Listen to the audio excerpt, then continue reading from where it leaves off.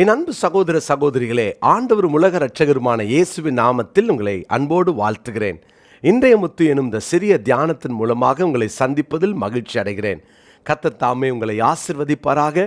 இந்த நாளிலும் கூட யோவான் சுவிசேஷம் 17ஆம் அதிகாரம் 15ஆம் 16ஆம் வசனங்களை நான் வாசிக்கிறேன். யோவான் 17, 15, 16. நீர் அவர்களை உலகத்திலிருந்து எடுத்துக்கொள்ளும்படி நான் வேண்டிக் கொள்ளாமல் நீர் அவர்களை தீமையினின்று காக்கும்படி வேண்டிக் கொள்கிறேன். நான் உலகத்தான் அல்லாதது போல அவர்களும் உலகத்தார் அல்ல. ஆண்டவராகிய இயேசு இந்த 17ஆம் அதிகாரத்தில் பிதாவை நோக்கி ஜெபிக்கிற ஒரு ஜெபம், அதிலே ஒரு குறிப்பிட்ட காரியத்தை சொல்லி ஜெபிக்கிறார். நான் உலகத்தார் அல்லாதது போல அவர்களும் உலகத்தார் அல்ல. இந்த உலகத்தை விட்டு நீ எடுத்துருங்கன்னு நான் ஜெபம் பண்ணலை.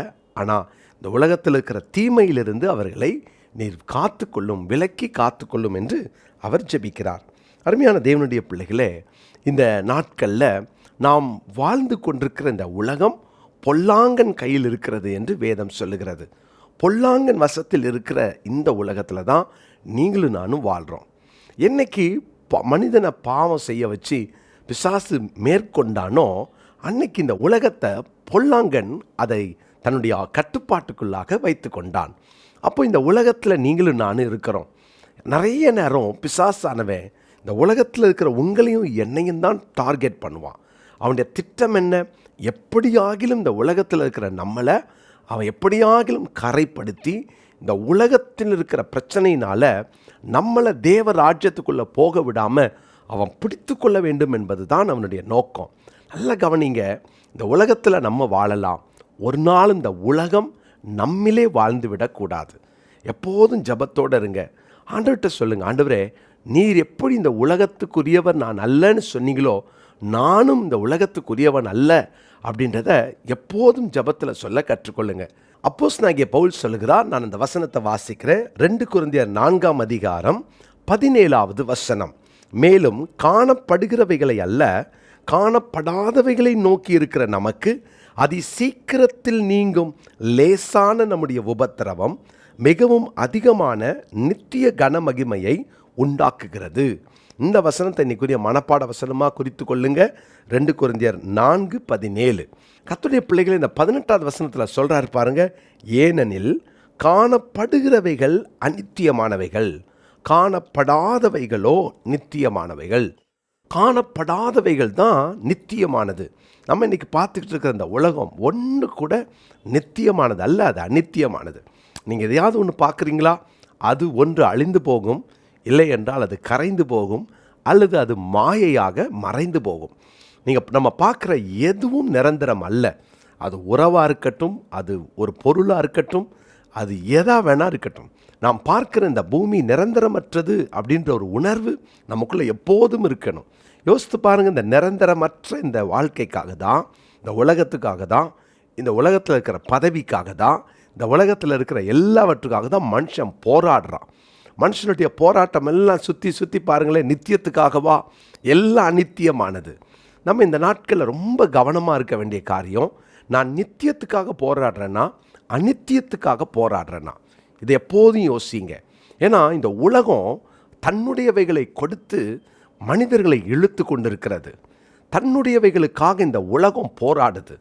தன்னுடையவைகளை இந்த உலகம் மனிதர்களுக்குள்ளே திணிக்க பார்க்கிறது. கவனமாக இருப்போம். ஒரு நாள் இந்த உலகத்துக்குள்ளே நம்ம வாழ்ந்தாலும் உலகம் அதனுடைய மாய வலையில் நம்மளை சிக்க ஒரு நாளும் இடம் கொடுக்கக்கூடாது. அப்படி சிக்க வைக்க முயற்சி பண்ணும்போதெல்லாம் கவனமாக இருக்கணும். பல நேரம் நமக்கு தெரியல இது எங்கேருந்து வருது, இது உலகத்தால் வருதா, இது உலகத்துக்குரிய காரியமா அப்படின்னு நம்ம கவனிக்க தவறுறதுனால தான் இந்த உலகத்தினுடைய இந்த மாய வலையில் நம்ம சிக்கிக்கொள்கிறோம். எனவே தான் நம்ம ஆண்டவராகிய இயேசு சொல்கிறாரு, நாம் இந்த உலகத்துக்கு உரியவர்கள் அல்ல.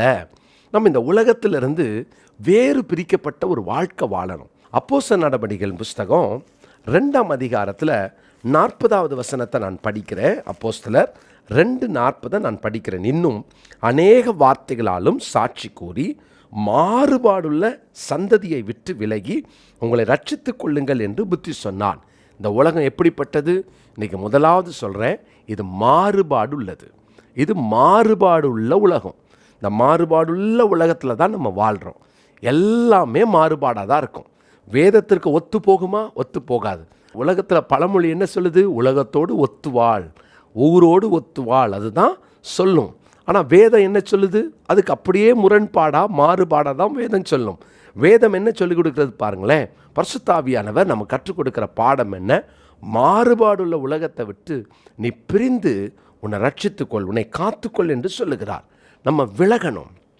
எதெல்லாம் உலகம் நமக்குள்ளே இருக்குது அப்படின்றத தான் வரப்போகிற நாட்களில் தியானிக்க போகிறோம். பிரியமானவர்களே, கவனமாக இருப்போம். உலகத்தின் மாறுபாடுகளுக்கு விலகி காத்துக்கொள்வோம்.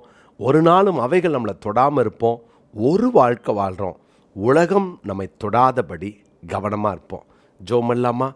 நல்ல தகப்பனே, உலகத்தில் வாழ்ந்தாலும் உலகம் எங்களிலே வந்து விடாதபடி, உலகத்தின் காரியம் எங்களிலே காணப்படாதபடி கவனமாக இருக்க எங்களை ஒப்பு கொடுக்குறோம்.